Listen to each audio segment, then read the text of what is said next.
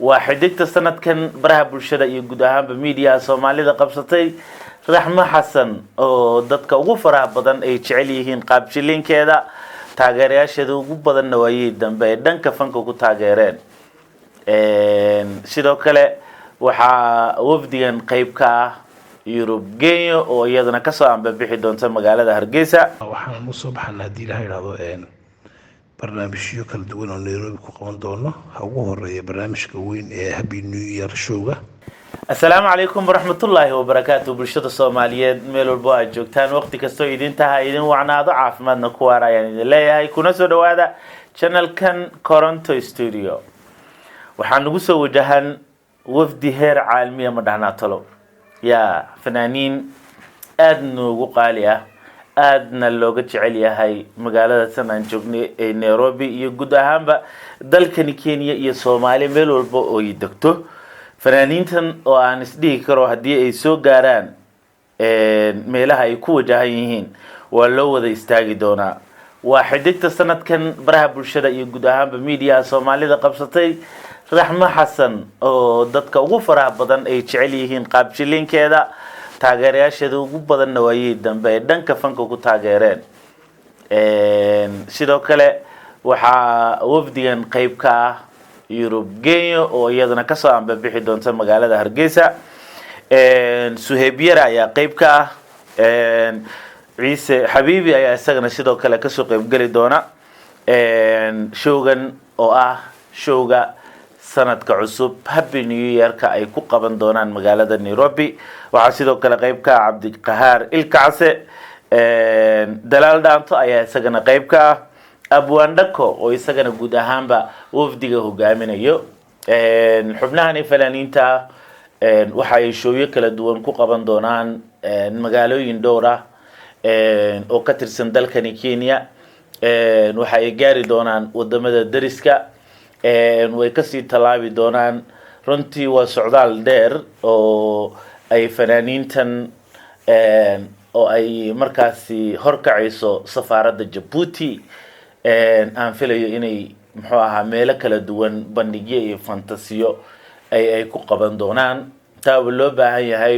in socdaalkan ay garab istaagaan ganacsatada community-yada Soomaalida goobaha kala duwan ay gaari doonaan in soo dhaweyno kala duwan loo sameyn doonana waa rajeynayaa qabanqaabadii ugu dambeysay ay ugu jiraa ayaa la dhagacade oo ah hormuudka soo dhaweynada fanaaniinta runtiina diyaar garowga dhanka cameramanada iyo bahda social media ee magaalada Nairobina soo dhaweyntaas ay diyaar garow ugu jiraan iyo xubnihii kala duwanaa ee soo dhaweyn lahaa haddaba waxaa si toos ah qadka iigu jira Abwaan Dhako oo hogaaminayo xubnahani fanaaniinta bal si uu inoogu xaqiijiyo safarkooda ay ku imanayaan magaalada tan Nairobi aad baan ku salaamay walaalkay Cabdiqaadir Koronto aadna wada mahadsantahay ugu horeyn magaalada Nairobi ayaan ku soo wajahanahay aniga oo Abwaan Cabdicasiis Faarax Cabdi Abwaan Dhako iyo fanaaniinta kale ah Suhayb Yar Raxma Xasan Ciise Xabiibi iyo muusiishakeena marna fanaankeenna Cabdi Qahaar Ilkacse waxa kale isna waddanka Mareykanka ka soo socda abwaan marna fanaan marna muusiishan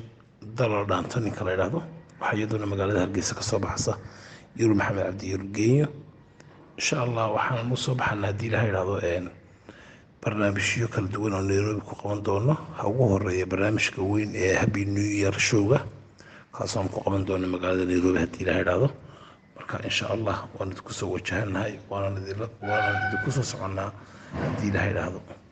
sida loola socdo dhammaan asxaabtana waxaan rajeynayaa inaad inta gaarsiiso aad baad u mahadsantahay Abwaan Dhako waan idin sugeynaa nabad noogu imaadayaan idin leenahay hadii Allah awood leh uu qadaro hadda fanaaniinta xubnaha Abwaan Dhakana uu idin la wadaagay sawirka soo dhaweynta fanaaniintan aad ka garan kartaan hadda hal wada istaaga saaxiibayaal aanu soo dhaweyno fanaaniinta socdaalkoodana aanu ku garab siino si ay markaasi socdaal kala duwan ay ugu tagaan deegaano dhowr ah oo ay degaan ummadda Soomaaliyeed iyo wadamada ay ku sugan yihiin Soomaali Maxamed runtii waxaan sugnaaba xubnahani fanaaniinta oo la filayo in Happy New Year-ka magaaladan ay taageerayaashooda kula dabaaldegaan macayina balse 2 ama 3 beri waxaanan ka badnayn ayay ka maqnaan doonaan magaalada Nairobi amaba maalmahaasi gudahooda ayay nagu soo wajahan yihiin mar hore ayay ahayd inay soo gaaraan magaalada Nairobi hase ahaatee waxaa dib loogu dhigay ka qaybgalka arooskii heer caalami heer qaran Saadiq John iyo haybado madaxweynaha Djibouti Ismaaciil Cumar Geelle gabadhiisa iyo halyeeygeena Saadiq John arooskoodii ayay dib ugu dhaceen maadaama xaflado kala duwan iyo fantasiyo arooskaasi loogu talagalay fanaaniintuna ay qayb ka ahaayeen hase ahaatee Djibouti ayay kasoo ambabaxeen oo waxa ay gaareen magaalada Muqdisho dhawaan ayaana filaynaa inay soo gaaraan magaalada Nairobi tan iyo kulantideeni dambe saaxiibayaal waxaan idin leeyahay sidaa nabadgelyo. Assalaamu calaykum waraxmatullaahi wabarakaatuh.